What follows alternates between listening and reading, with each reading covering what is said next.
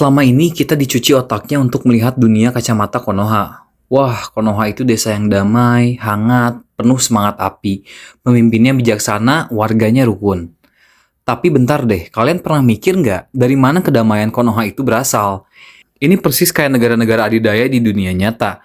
Mereka hidup enak, damai, dan bersih karena mereka membuang sampah nuklir dan mengekspor medan perangnya ke negara-negara kecil. Konoha, Suna, dan Iwa kalau mau perang gak mau dong merusak fasilitas desa mereka sendiri. Jadi apa yang mereka lakuin? Ya mereka numpang perang di Amegakure. Ninja-ninja dari negara besar datang, ngancurin rumah, ngebunuh orang tua yang lagi nyari makan, lalu pulang kembali membawa medali pahlawan sambil ngomongin kedamaian. Terus waktu Nagato, anak yatim piatu korban perang yang rumahnya diobrak-abrik sama orang Konoha, akhirnya ngamuk dan membalas dendam. Orang Konoha malah teriak, dasar teroris kejam." Lucu kan? Waktu Konoha ngebunuh warga sipil Amegakure itu namanya ketidaksengajaan dalam perang. Tapi waktu Nagato meratakan Konoha itu namanya terorisme. Pain gak datang ke Konoha untuk jadi penjahat. Dia datang sebagai kurir pengantar paket COD, paket yang isinya tagihan karma. Dia cuma mau orang-orang munafik ini ngerasain sedikit aja rasa sakit yang mereka ekspor selama puluhan tahun ke desanya. Dulu, Nagato itu sifatnya 11-12 sama Naruto. Percaya kalau damai bisa dicapai lewat ngobrol sambil minum teh. Tapi kematiannya Hiko ngasih dia tamparan realita yang paling keras. Yaitu di dunia yang isinya militerisme dan orang-orang egois, menjadi orang baik itu sama dengan bunuh diri. Kalau lo terlalu peduli sama orang lain, lo cuma bakal jadi keset. Dan coba kita bahas sesuatu yang rada creepy. Kenapa Nagato repot-repot pakai mayat Yahiko dan 5 mayat lainnya buat jalan-jalan? Kenapa nggak dia sendiri yang maju? Banyak yang ngira ini sekedar jurus biar kelihatan keren. Tapi enggak. Secara psikologis, Nagato itu udah muak jadi manusia.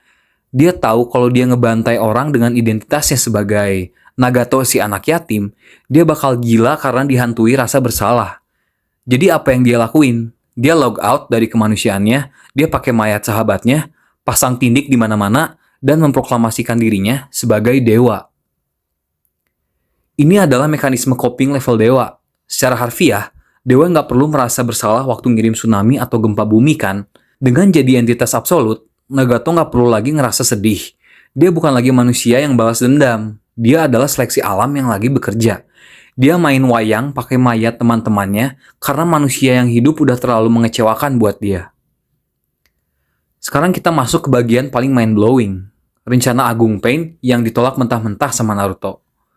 Apa sih tujuan Pain ngumpulin monster berekor? Dia pengen bikin senjata pemunah massal super mematikan, lalu ngasih senjata itu ke semua negara. Biar apa? Biar mereka takut. Naruto bilang rencana ini gila. Penduduk Konoha bilang ini sakit jiwa. Padahal, saudara-saudara, selamat datang di dunia nyata. Konsep ini namanya mutually assured destruction atau kepastian kehancuran bersama. Coba buka buku sejarah. Kenapa sejak Perang Dunia Kedua selesai, negara-negara besar kayak Amerika dan Rusia nggak pernah berani tembak-tembakan langsung lagi? Apakah karena mereka tiba-tiba sadar akan pentingnya persahabatan? Apakah karena ada Hokage yang ceramah di PBB? Omong kosong, mereka berhenti perang karena mereka sama-sama punya bom nuklir. Mereka tahu kalau satu tombol ditekan, semuanya bakal jadi abu. Ketakutan akan kehancuran mutlak itulah yang bikin dunia nyata kita damai sampai sekarang. Pain menyadari logika politik ini berabad-abad mendahului karakter lain yang otaknya cuma isinya latihan Rasengan doang. Dia sadar cinta dan pengertian itu ilusi dongeng pengantar tidur. Satu-satunya bahasa universal yang diresapi manusia sampai ke tulang sumsum adalah rasa takut dan rasa sakit. Kalau lo bikin mereka cukup takut, mereka nggak akan berani angkat senjata. Sederhana, brutal, tapi terbukti berhasil secara empiris. Pada akhirnya Pain kalah bukan karena ideologinya salah, tapi karena dia sedang berada di dalam komik shonen dan berhadapan dengan karakter utama yang punya plot armor tebalnya ngalahin tembok Berlin. Nagato akhirnya nyerah setelah dengar ceramah Naruto. Tapi kalau kita perhatiin lagi, Naruto ngasih solusi apa sih? Naruto nggak punya solusi politik. Dia nggak punya sistem ekonomi buat nolong Amigakure. Jawaban Naruto ke Nagato pada dasarnya cuma, gue juga nggak tahu caranya, tapi percayalah sama gue. Trust me, bro. Dan tebak apa yang terjadi di masa depan. Dunia ninja pada akhirnya cuma bisa bersatu waktu mereka menghadapi alien, Madara, Kaguya, Otsutsuki. Mereka bersatu bukan karena cinta, tapi karena mereka ketakutan bakal dimusnahkan massal. Persis kayak apa yang diomongin Pain dari awal. Kita benci sama Pain karena ideologinya terlalu menelanjangi kemunafikan kita. Kita lebih suka dibohongin sama dongeng soal pahlawan yang bisa ngebawa kedamaian lewat cinta.